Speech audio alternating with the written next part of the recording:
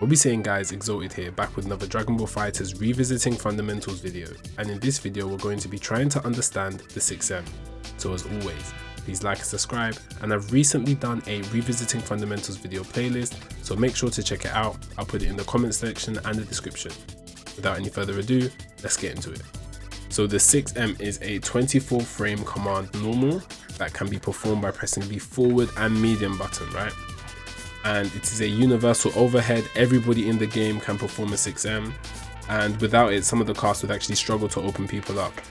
Overhead, so look at Vegeta for example, all of these moves can be blocked crouching.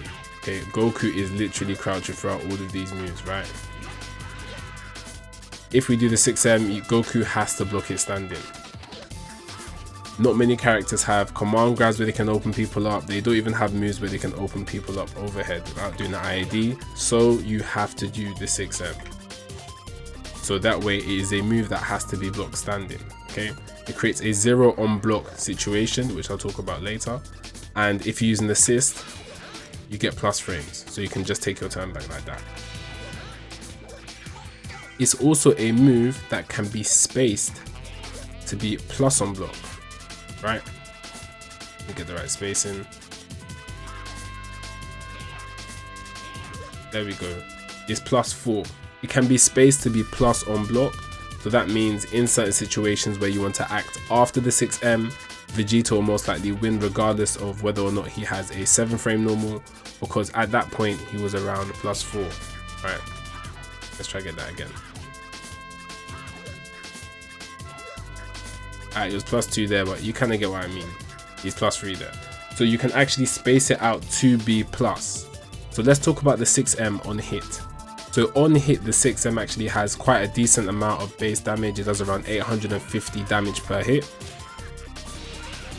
And unless you use an assist, you're not going to be able to extend after the 6M. Unless you hit it meaty. As you can see, our frame advantage, we are +8, which means we could have extended after with our 5L into a combo. Normally we are only +3, but there are some setups that you can do to hit the 6M meaty and continue your combo, right? However, I wouldn't necessarily advise this, as if they reflect, you don't really have anti-reflect options. So that's the 6M on hit. So when you block a 6M point blank, it creates a 0 on block situation. A 0 on block situation is when neither me or the other player have the advantage, so we can both act at the exact same time. If we press a button with the same amount of frames, after the 0 on block situation, for example, if we both press 5L, after the 6M, it will clash. Now, the reason why it clashes is because we're using a move that has the exact same frames, same properties, right? So no one beats the other, and we're doing it at the exact same time because we can act at the exact same time, because the 6M that was blocked is 0 on block. Okay, now this whole clash situation, it goes very deep. But one thing you can do is you can act after the clash. So you can cancel after the clash into another move. I'll show you an example of what that looks like now. Now you can see we did our 5L and then we did a 4L. You can actually cancel. So some characters have 4Ls where they can just do a 4L, 4L. Other characters like Bardock, you can see no matter how I try, I don't get that Gatling change. However, if Goku just decides to do his 6M again, Bardock has access to the 4L now, because after you block a 6M and you clash once, you now have access to do the move again.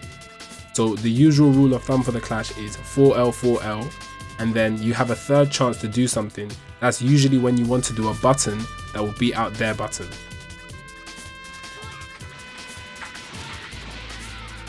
But this is the beauty of the 6M clash. Just because I can do something doesn't mean I should. Just because Bardock has these strong options doesn't mean it's going to work. For example, Goku could understand that I don't have to engage in the clash. I don't have to do the 4L, 4L minigame, right? I can just go straight into this. So Goku reflects. Goku sees me as an aggressive player. I know that I think Goku is going to press a button, right? Goku thinks I'm going to do a level 3 because I'm an aggressive player and I want to take advantage of the fact that I know he's going to do a button. He thinks I'm going to do the level 3, so Goku doesn't do the button, and instead of that he just reflects.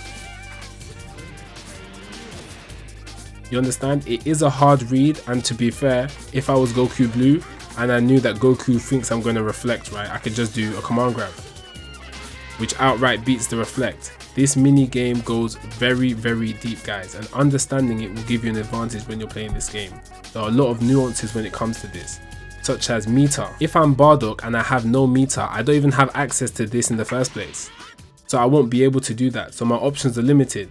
So that's when I could potentially go back into the whole, you know, 4L 4L part of things and go back into the clash. But then Goku could read that and he could backdash into a button. There are many different things that can happen here. So it's just about understanding the resources in the game, how your opponent likes to play, and the type of risk you're willing to take. These are all parts of the 6M clash. What happened there? Vegito got bullied, right? Vegito, it has a 7 frame normal. Okay, his 5L is 7 frames. And we're coming up against somebody who has a 6 frame normal. So since it's 0 on block and 6 is faster than 7 in this case, then obviously we're going to lose. But this doesn't have to be the case. The game knows this, and that's why there are certain characters like Vegito, Android 16, who have 7 frame normals, and they give them options to defeat this.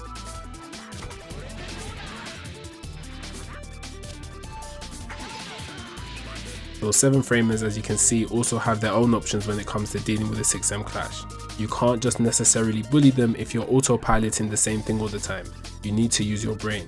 And when you can abuse this in matches against somebody who doesn't know the nuances of the 6M clash, then you're going to have a very good time when it comes to engaging in them with it. Last but not least, we can use the 6M to gather information. Since the 6M has a similar startup to DR, we can figure out how they like to take DR, whether it's by using a button or the DR itself.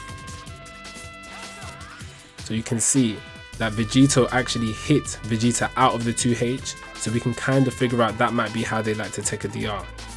They might also just use the DR button itself, as you can see indicated by the green circle. How many times have we hit somebody out of the DR, but we don't understand why? We can use this to gather information and then use it against our opponents for our own benefit. It's also important to use the 6M to condition your opponent to block high.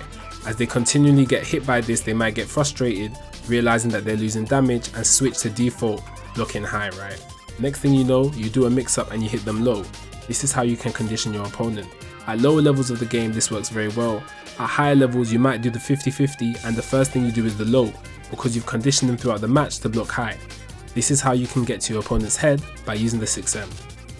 As basic of a tool as 6M is, it goes very deep, especially when it comes to the clash situation. I'd advise you to go into training mode and figure out how you can use 6M, whether it is to gather information, condition your opponent, or just working on your clash situations. As always, please like and subscribe, and I'll catch you in the next one.